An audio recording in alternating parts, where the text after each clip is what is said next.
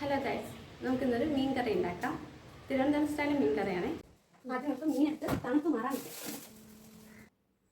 മീൻ കറി ഉണ്ടാക്കാൻ വേണ്ടിയിട്ട് നമ്മൾ മീൻ കഴുകി വൃത്തിയാക്കി വെച്ചിട്ടുണ്ട്. ഇനി ഇതിലേക്ക് തേങ്ങ, ചെറിയ ഉള്ളി, പിന്നെ കുറച്ച് പുളി ഇതെല്ലാം കൂടി ചേർത്തിട്ട് വെള്ളം ഒഴിച്ച് അരച്ചെടുക്കാം. നന്നായിട്ട് അരച്ചെടുത്തിട്ടുണ്ട്.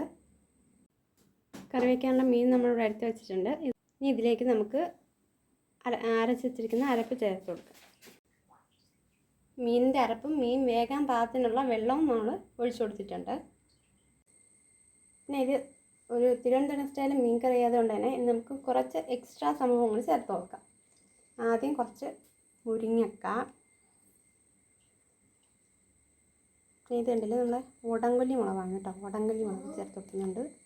3-4 എണ്ണം ചേർത്ത് കൊടുക്കുന്നുണ്ട്. ഭയങ്കര മണമാണ് കേട്ടോ. അതും കൂടി ചേർത്ത് കൊടുക്കാം.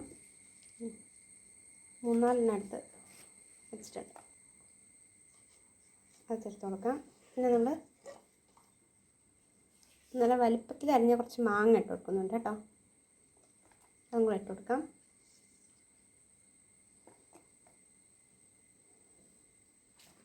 ഇനി നമുക്കിതിലോട്ട് പൊടികൾ ഇട്ട് കൊടുക്കാം.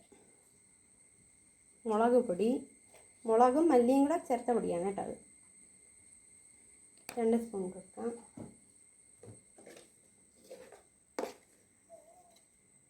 ആവശ്യത്തിന് ഉലുവാപ്പൊടി ഇട്ട് കൊടുക്കാം.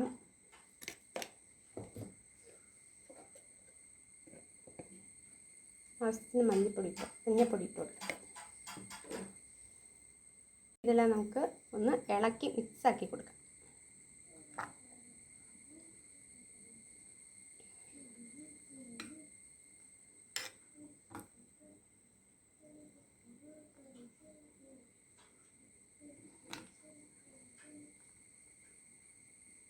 ഇത് അടച്ച് അടുപ്പിൽ വെച്ച് വേവിച്ചെടുക്കാം.